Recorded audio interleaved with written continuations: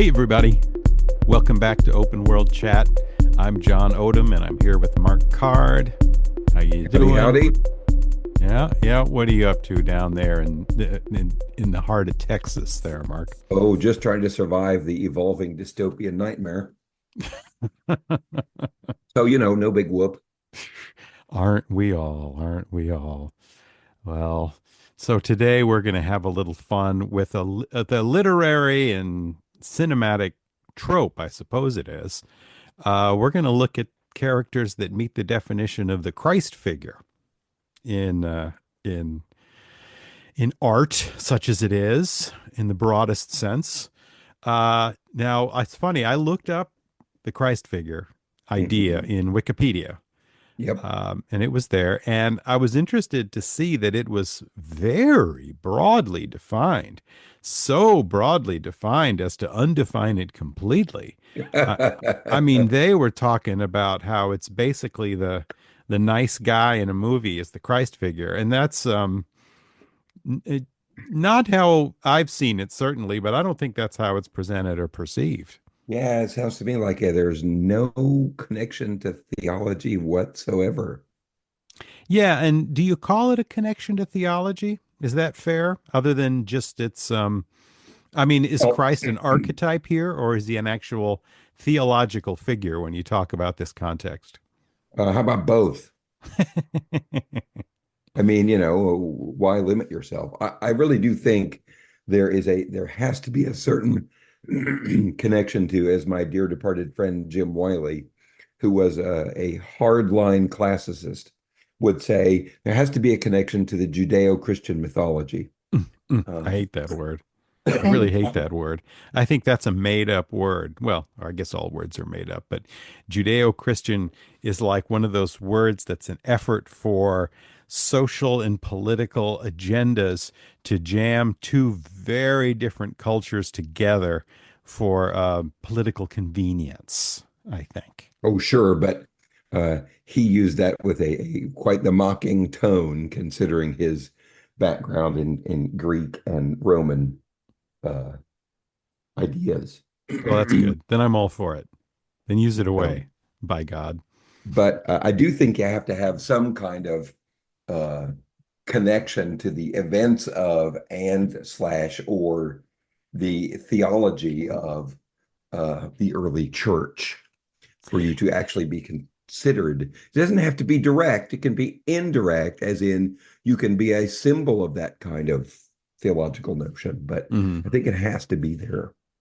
Well, maybe we should say mythological notion, which is a broader term, which could include, which might include, I don't know, adherents might take offense to it, but it includes the sort of just the form without that content, where it still is directly assessing that sort of spirituality, but isn't necessary. What I'm trying to find here is room for Christ figures to be in fiction, but not from a believer.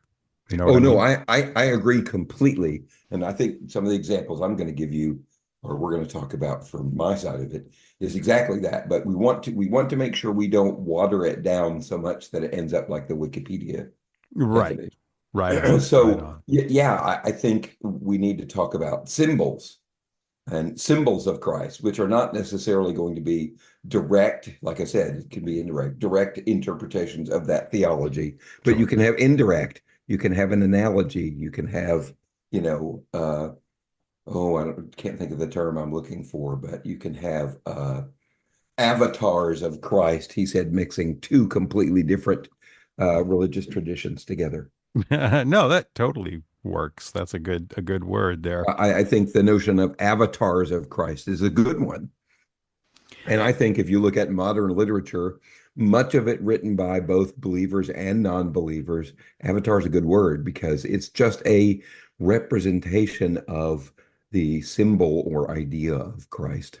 Yeah. Yeah. That's no, it is a Where it's good really word. starting to sound like George Lucas talking about the power of myth and Joseph Campbell now. Yeah, well, I'm sure we'll get to him. But I think the elephant in the room, perhaps the lion in the room, is the sort of granddaddy of them all, at least in the context of like sci-fi and fantasy. And we should just essentially mention him to get him out of the way, and that's Aslan from the Chronicles of Oh, Narnia. yeah, And definitely. that one is explicitly Jesus. Oh, yeah. And it's specifically directly, we're not beating around the bush at all. We're not hinting. This is definitely Jesus we're talking about. Yeah, I mean C.S. Lewis, he used these books. He wanted to essentially teach Christianity. Yeah. So that's there. And of course because of that the story is the same. The sacrifice, the Yeah. rising again, bigger and better than ever. Um yeah, but that one seems like the big one to get out of the way somehow. It's just Yeah. it, And it is really kind of one of the most obvious in this particular kind of, science fiction fantasy, uh, you know, uh, understanding of how it works. mhm. Because it is the most direct, it is the easiest, it is the the the the most specific and explicit version of it. Yeah, at least that I can think of. There's probably more hidden in there. There's probably a lot of sort of Jesus fiction out there that I'm missing. But in terms of the big the big ones in the genre, Yeah. it's a big one. Don't get more big than that one. Well, that's actually a lie. We'll also get to ones that are bigger than that one. Um, so yeah, when you were playing around with this, who jumped to mind for you? Well, there's a whole bunch of them. I'm Hmm. going to talk mostly about four.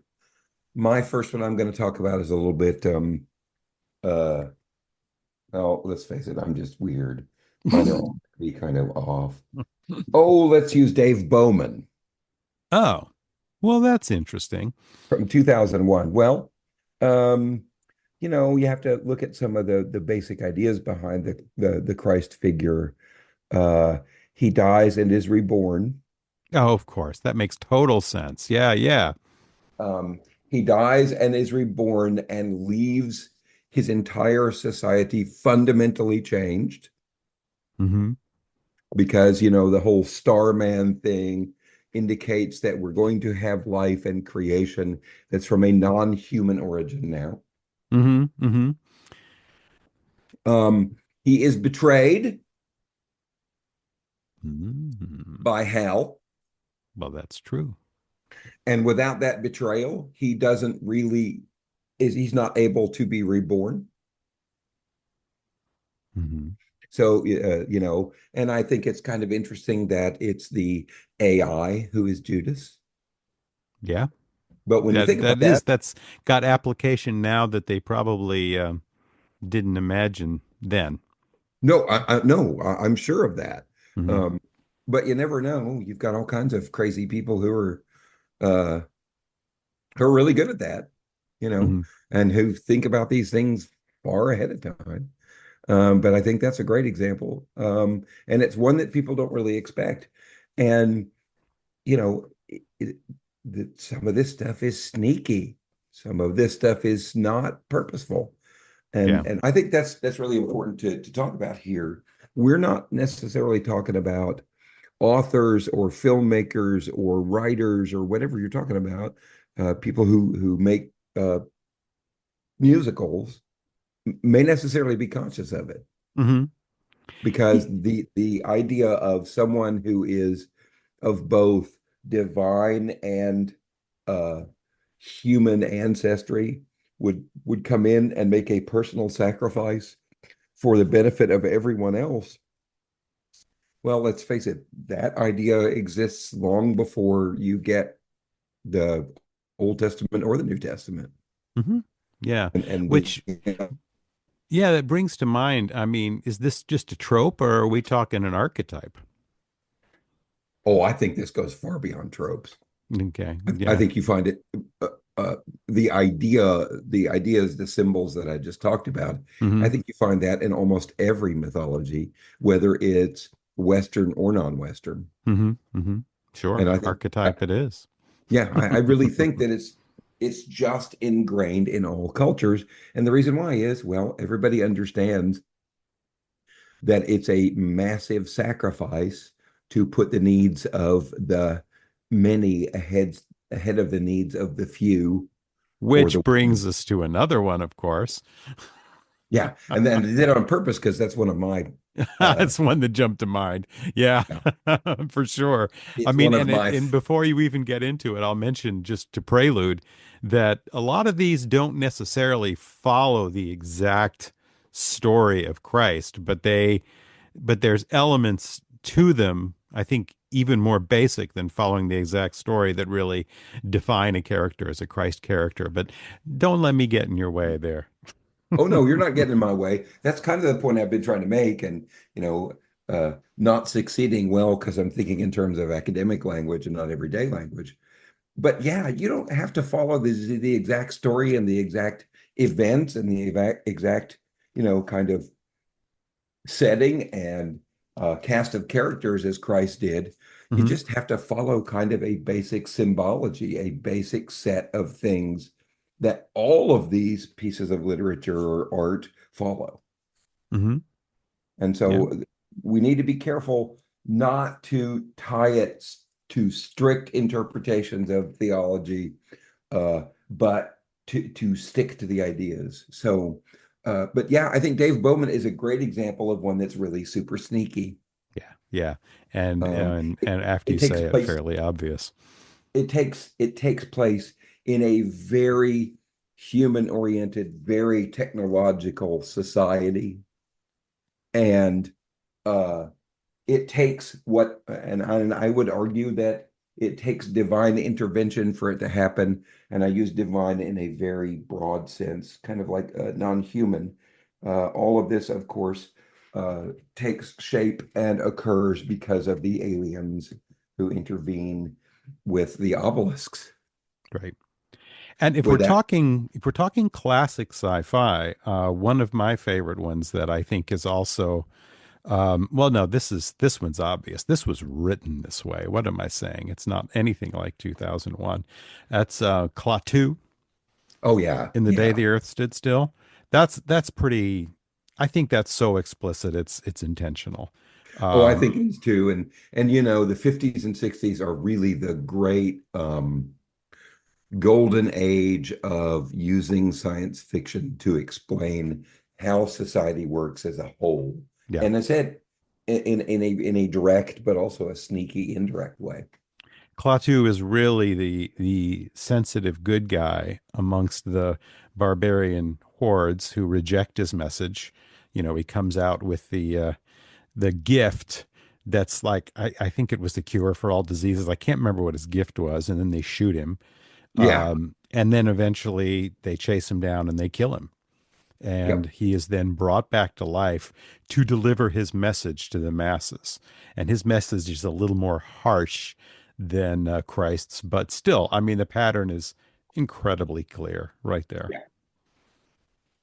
Uh, And I think one of the fundamental things here is that people are going to reject and uh, sometimes deride that sacrifice. And that's because, well, they don't have that spark of divinity in them the way the Christ figure does.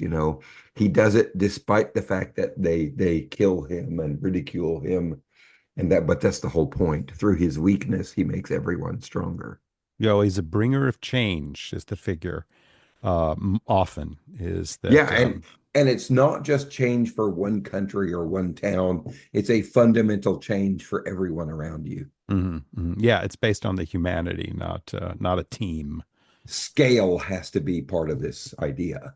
Right. Change things on scale, not just, one or two, blah, blah, blah. So, Yeah. I don't know that I see that necessarily binding, but I totally hear what you're saying. At least, oh no, I don't think it's necessary. mhm, I think, you get some which adhere more to Christ than others. And mhm. so this is not a dichotomy. Well, Yeah, this is a Christ figure. This isn't.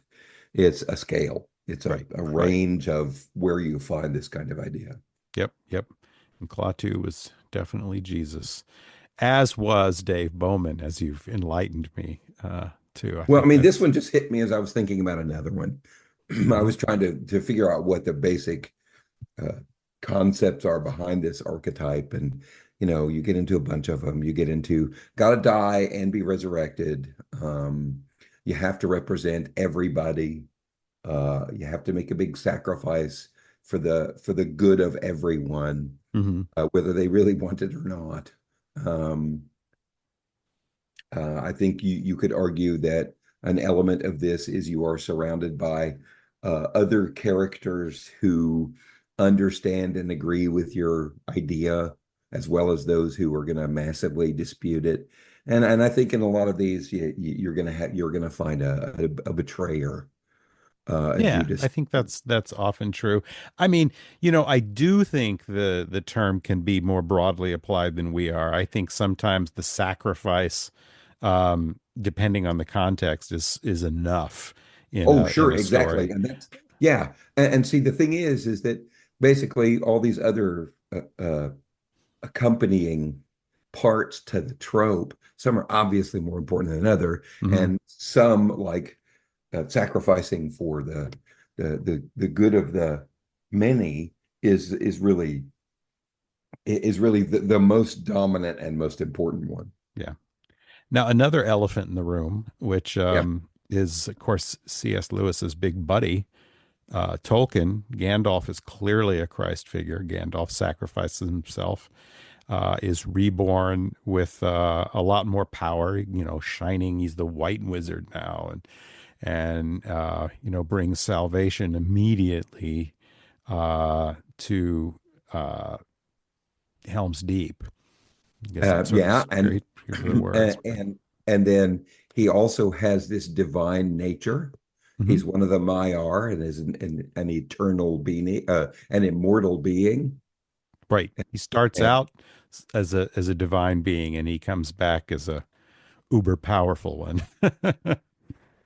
but his nature is immortal. He is two of the three parts of the Trinity. As far as we know, he's not a ghost. That's right. There's the Trinity aspect too with the rings. But yeah, it's interesting because the vast majority of stuff I saw when I entered into the uh, into the Googler, as our mutual friend John Graham calls it, Mhm. uh, Mhm. uh, picked out Frodo Hmm. as the dominant Christ figure in uh, Lord of the Rings because he bears the burden of that everyone else that no everyone else refuses. Yeah. Well, I can see that too. I mean, the Lord of the Rings is steeped in Christian mythology for sure. And the Um, interesting part is that uh, to his dying breath, Tolkien was like, "No, no, no. There's no allegory here. but I'm not right. I'm not writing an allegory." But he's as I said, this is another example of where the author may not have intended this connection. really, I never in a million years would have thought that. Well, that's boy, that's interesting. He fought that all the time. He said, "This is not an allegory. I'm not writing an allegory. This is just a fairy tale about a made-up place." Well, he was trying to create a mythology. Um, I know we're in a place that doesn't have as much good stuff, in English mythology there. Um, so he's a good one. Who else did you have in mind? Uh, Well, you I've got must a, have several. I've got a couple of others. Trying to make them more and more surprising. Um, well, we've already mentioned him, Spock. Yeah. Yeah. I mean, we didn't actually mention him, but we should explicitly call him out Yeah, there. I mean, when I talk about the needs of the many outweighing the needs of the few or the one, we're Hmm. obviously talking about Star Trek II, The Wrath of Khan, Yeah. where Spock goes in to fix the warp core and is irradiated to death because he knows if he doesn't do it, everybody's going to die. Right. Right. He is the one. You could think of that in capital T, capital O if you wanted Yes, to. and then of course, he comes back from the dead Right. thanks to the Genesis machine. Hmm. Uh, and so, I mean, he's clearly a Christ figure in this show. Uh, And the thing is, you just don't see it coming until that movie. Yeah. Well, I don't But think it was ever imagined, honestly. I don't think no, he ever was any kind of Christ figure. no, but the cool Um, thing about this is that once he's established as a Christ figure, you can go back and look at things that kind of inadvertently point to it. yeah, And agreed. and the interesting thing about to me about Spock is that this is not an emotional decision. He doesn't go through any kind of emotional. I mean, even Christ got emotional at the Garden of Gethsemane, and he's like, "Hey, can you just not do this?" Hmm. And the motivations for Spock doing it is entirely logical. Yep. So Yep. without his utter devotion to logic, Hmm. his half human nature notwithstanding, because you know those damned hormones which create emotion, um, it's an entirely logical basis for making the conclusion that he's the only guy who can do it. He's got to go in there and get irradiated to death and face a terrible death to make sure that not just everybody aboard the Enterprise and not just everybody in the universe because of the power of the Genesis machine, um, but because of his friendship with one guy. Yeah. Yeah. Earth. There's a commitment not just to logic there, and this is true with Spock all through it. Right. He doesn't have pure none of the Vulcans are truly pure logic. And I guess that works into the story setting because you have the whole Koldanar Yeah. disp. Yeah, because But there's a commitment not just to logic, but there is a commitment to life also. yes. Yeah. Yeah, to the fundamental condition of the universe, which is life. Hmm. Hmm. Absolutely. So he's a really good example of it, and a little bit, I think, a sneaky one. Hmm. Yeah, I think so too. Yeah. Another more obvious one, though, I think is Phoenix, is Jean Grey. Oh, Um, yeah. yeah. I mean, Phoenix, Jean Grey sacrificed herself and finds herself reborn, uber powerful, and able to do even more good. Even on the cover of the issue where she comes out of the water reborn, she is flying up in the form of a cross. So I no doubt that there was intentionality there, with Oh, her yeah, arms definitely. outstretched. What's Yeah. interesting with her, then, of course, she goes bad and kind of gets to do it again. And she Yeah. rises later, but she's taken on sin, and then she sacrificed herself to save everybody. Although Christ was never the bad guy, there's still an element to that later in her story. And she, of course, comes back from, so many times. But I think that was, by the time you get to that, you've left and gone to completely different stories. I'm really thinking of the original Phoenix arc. Sure, but you talk about how Christ was never the bad guy, and he wasn't, but he was tempted. Hmm. He was specifically tempted. Yeah. So He got yeah, pissed off. He threw a bunch of tables around. Got to and appreciate that. and depending on your on your Bible, took whips to the money changers, but Hmm. he was tempted in the desert to become evil. Yep. And he said, "Yeah, no thanks. Hmm. That's not my vibe." So, It's um, not my jam. but yeah, I mean, I think Phoenix is a really great example of that. And again, sneaky takes place in a completely different universe with completely different rules and regulations. And I mean, for God's sake, you've got people who can do all kinds of things like shoot laser beams out of their eyes, Hmm. and again, it's a little bit sneaky. Yeah, although if you step back, again, you see that cross figure on the cover of Oh that yeah. comic. And there's another one that sticks in my head, a cross figure, and I bet this person is on your list. So I'm going to guess it's going to be the next one you bring up. If not, they'll be after that. So who you got next? Oh well, my next one is my hold on, let me make sure I'm not overlapping here. Um my next one is Buffy. Ah, I got it. I knew that's what you were going. She jumps into the light with her arms outstretched. She is in a cross position. Well, I mean, look, this is this is, and the great part about this is Joss Whedon is an ardent, avowed public atheist. Hmm. He is as atheist as you get. I mean, he would make Madeline Murray O'Hare blush. But he's an artist too. He's an Oh, he's auteur. definitely an artist, and as Yeah. an artist, he has been, this is the thing about this archetype. You cannot run from it. You cannot hide from it. It will show up sometimes, whether you want it to or not. But Yeah. Buffy, she's got all the bells and whistles as a Christ figure. She dies and is literally resurrected by magic. Hmm. Um, she was in heaven, just the way Christ was for 3 days, and then she gets pulled back down. Um, she she Yeah. she has a Yeah. she has a group of apostles who continue the fight, whether she disappears at the end of season 2 or whether she dies at the end of season 5. It's funny, she's another one who gets bites at the apple like Phoenix, because that episode, that season was set up to possibly be the end of the series.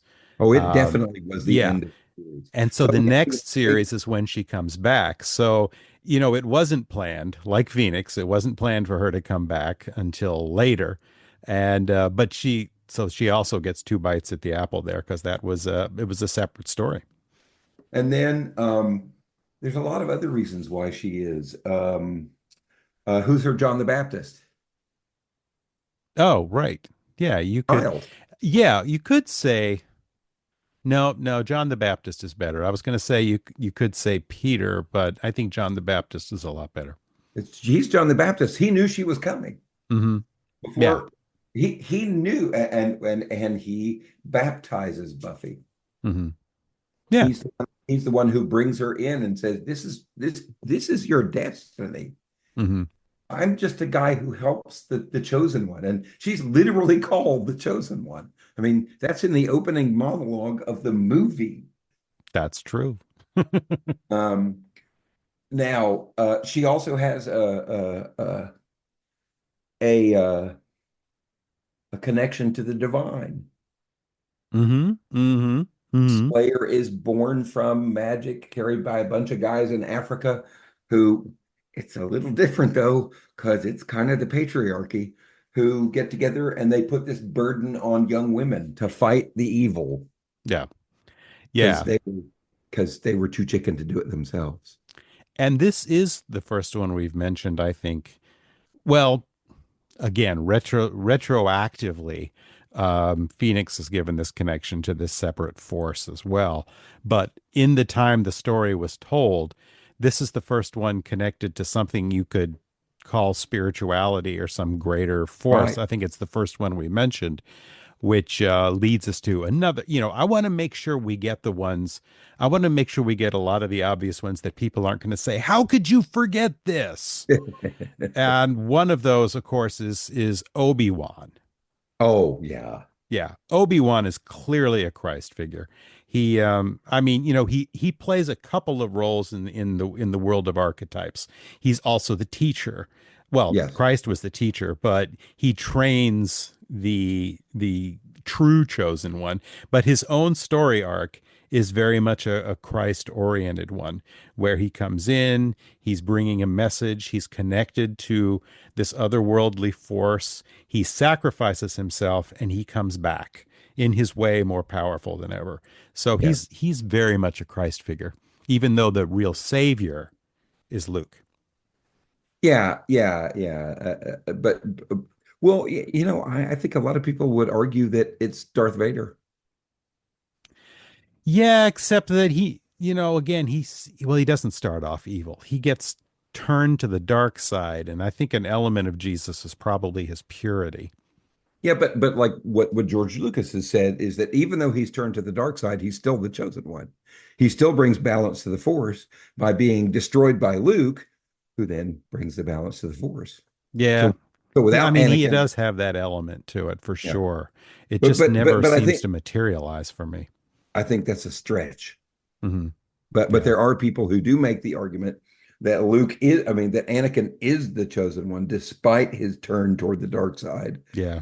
Um, and that he returns back to the light, which is, I think, a symbol for death and resurrection. Yeah. Although he doesn't have that messianic quality. And again, none of these things are absolutely pinned to the Christ figure. I mean, you can mix and match a little, but I do think most of them uh, are, in most cases, it's connected, you know, ear, un, what is the word? Let's just say unseparable. Yeah, how about inseparable? Ins- Oh my God, that's the word.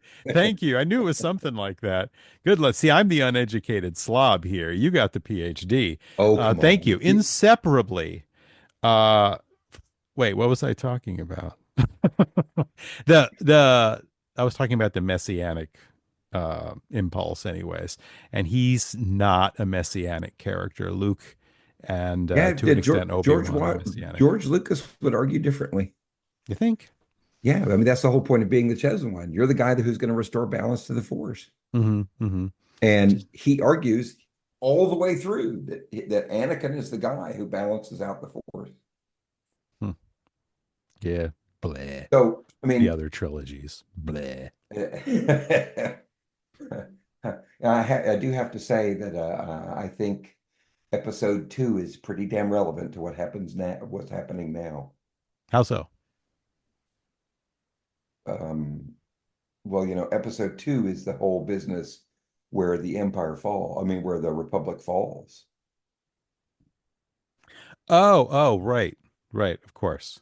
I get it. So, and this is how democracy dies to To thunderous thunderous applause. applause. Yeah, yeah, that's a great line. That's And the thing a is, often of quoted course, line. George Lucas was thinking about George W. Bush at the time, but yeah, it's kind of more appropriate for Trump. Oh yeah. I mean, And George W. so, Bush was a uh, biker.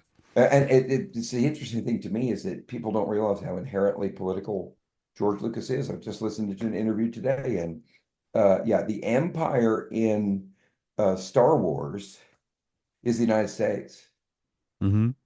and the rebels are the Viet Cong. Oh, really? He has said this. He just, I saw an interview he did fairly recently with Dan Rather, and he explicitly states that. Huh.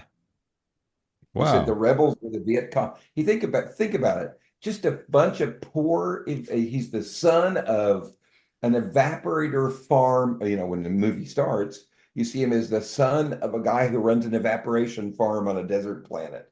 He's just a local boy who wants to go down and pick up power converters at Toshi Station. Hmm. And what does he end up doing?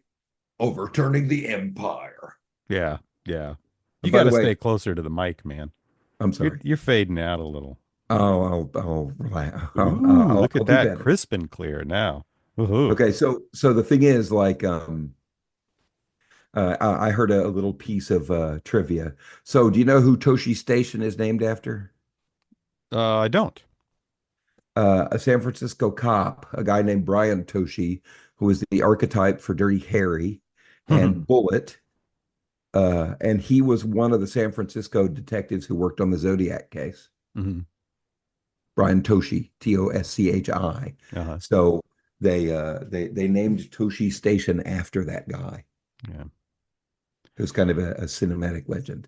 All right, so that's I've skipped interesting. past things now. Oh yeah, it's Gotten so off topic. not that I doubted you one bit. I did not doubt you, but I just went ahead and Googled just for the kicks of it, like for just for the hell of it, rather. And this you did not quote an obscure interview somewhere that's very much out there of the Rebel Alliance being the Viet Cong. I'd never heard that before. Yeah. Well, his anti-authoritarian strain is obvious from THX 1138 also. Oh, sure. And he said in that interview with Dan Rather, he said, yeah, I was a kid. I grew up in the 60s in San Francisco.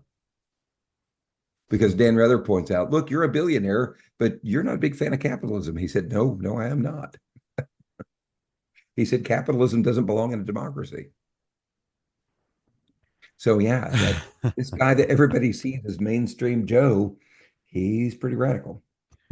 Yeah, there's a big conversation there. Oh, there sure is.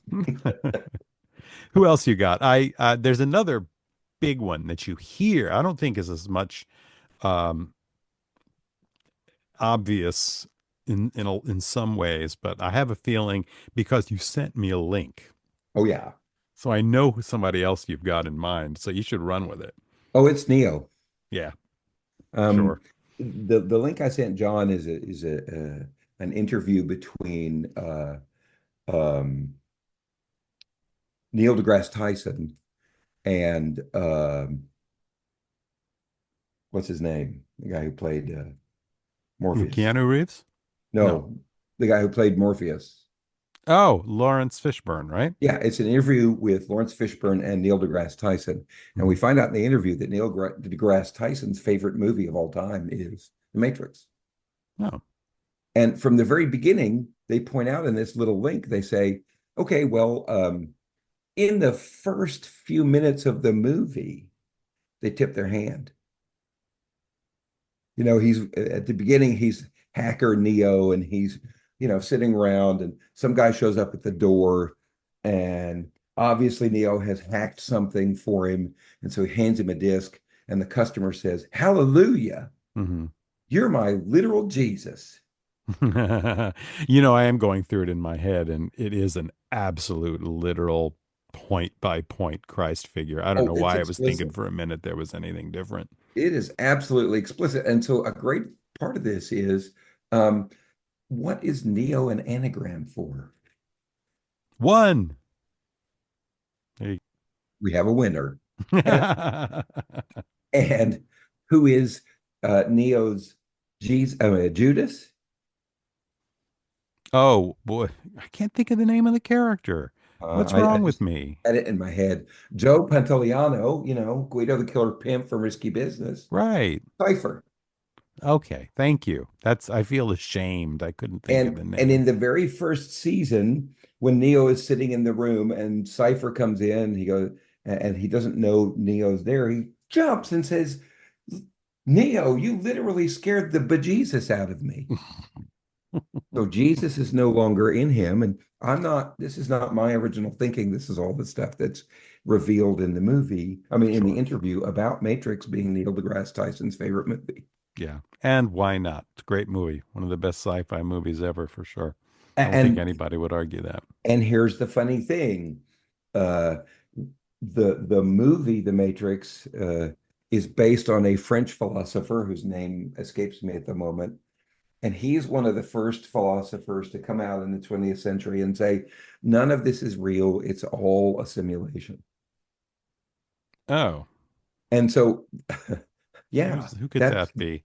How the far back are we talking? Are we talking just postmodernist here? no, I want to say it's 20th century. It's not. Yeah, Hold 20th on. century postmodern though, right? Isn't that, Well, am I no, wrong? Am I off? the postmodern is fairly late 20th century. Okay. Um, What am I? I was thinking Foucault, I guess. That's probably but not yeah, who we're Foucault is talking kind of about the though. beginning of postmodernism. Hold on Hmm. just a second. Jean Baudrillard, that's his name. It's a book called Simulacra and Simulation. And this is a book that the Vahovsky now sisters uh, Wachowski? really, yeah, they took the inspiration for the whole universe of the Matrix from this bit of philosophy. Hmm. Yeah, his name is Jean Baudrillard, Baudralard, Hmm. Jean Baudrillard, I'll and look him up. they do all kinds of stuff. Um, oh, and that's actually in the book too. I just thought of this. He pulls that piece of illegal software out of a hollowed out copy of that book. Oh, no way. Seriously? Yeah, Ha! yeah. That book is where he stashes his illegal software. Wow, So, you have dug down into this. I am impressed.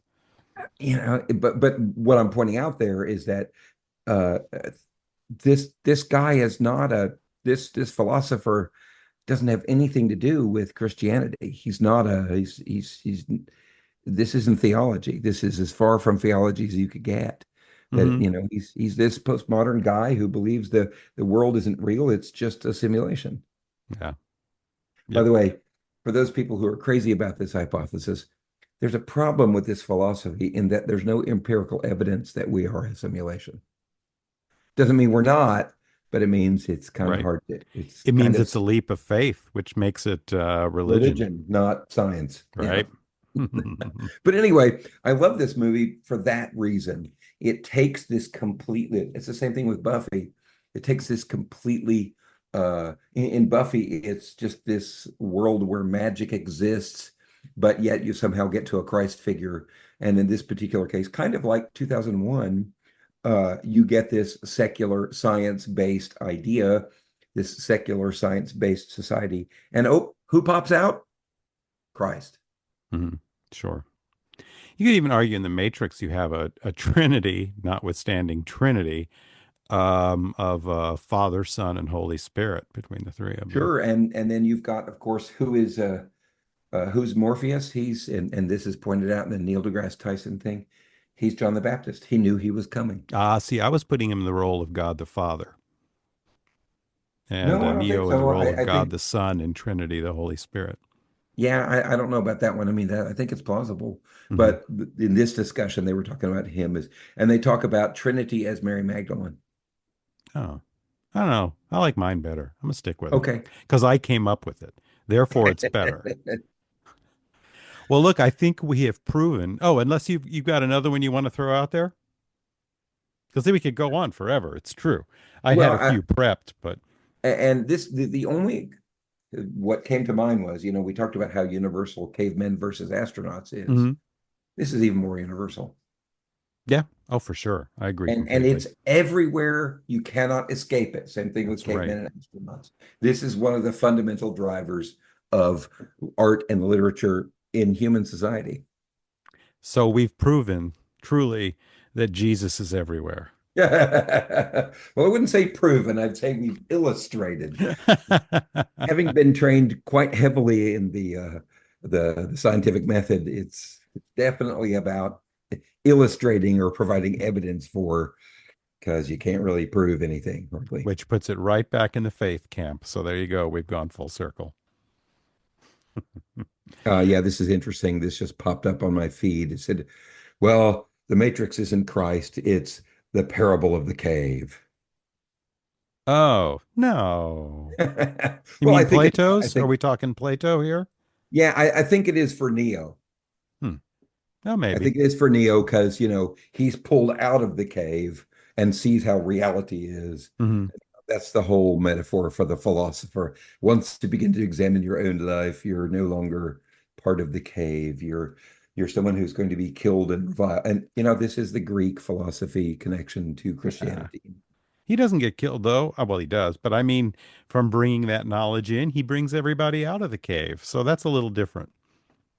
Well, but I think that's also the, bringing people from darkness into the light is the Christ figure anyway. And I think that's really why um, Christian theology, which evolved out of the Middle East and was spread the, at the first part by Greeks, Hmm.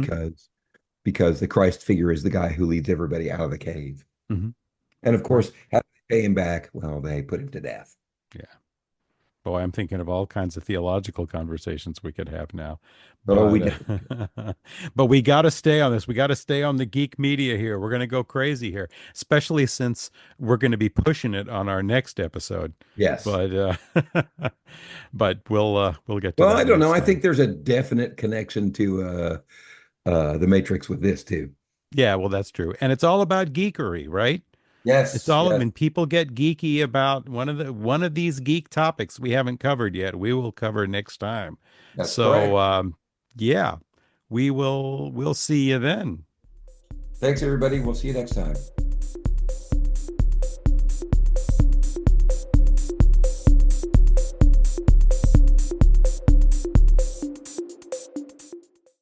Our theme music is by Christopher Piatek.